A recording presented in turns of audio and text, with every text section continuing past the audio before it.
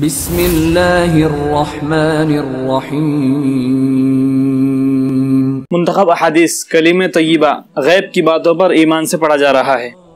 حدیث نمبر 161 عن ابی ہریرہ رضی اللہ عنہ قال قال رسول اللہ صلی اللہ علیہ وسلم اعددت لعبادی الصالحین ما لا عین رأت ولا اذن سمعت ولا خطر على قلب بشر فاقرؤوا ان شئتم فلا تعلم نفس ما اخفی لهم من قرة اعین۔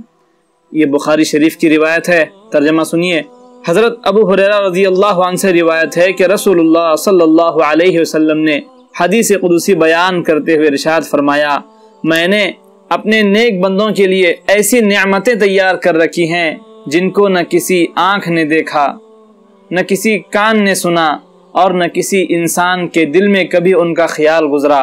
اگر تم چاہو تو قرآن کی یہ آیت پڑھو، فلا تعلم نفس ما اخفی لهم من قرۃ اعین۔ ترجمہ ہے، کوئی آدمی بھی ان نعمتوں کو نہیں جانتا جو ان بندوں کے لیے چھپا کر رکھی گئی ہیں جن میں ان کی آنکھوں کے لیے ٹھنڈک کا سامان ہے۔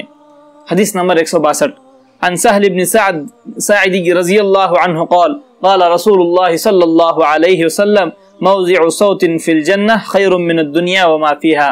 یہ بھی بخاری شریف کی روایت ہے۔ ترجمہ ہے، حضرت سہل بن سعد رضی اللہ عنہ سے روایت ہے کہ رسول اللہ صلی اللہ علیہ وسلم نے ارشاد فرمایا، جنت میں ایک کوڑے کی جگہ یعنی کم سے کم جگہ بھی دنیا میں جو کچھ اس میں ہے اس سے بہتر اور زیادہ قیمتی ہے۔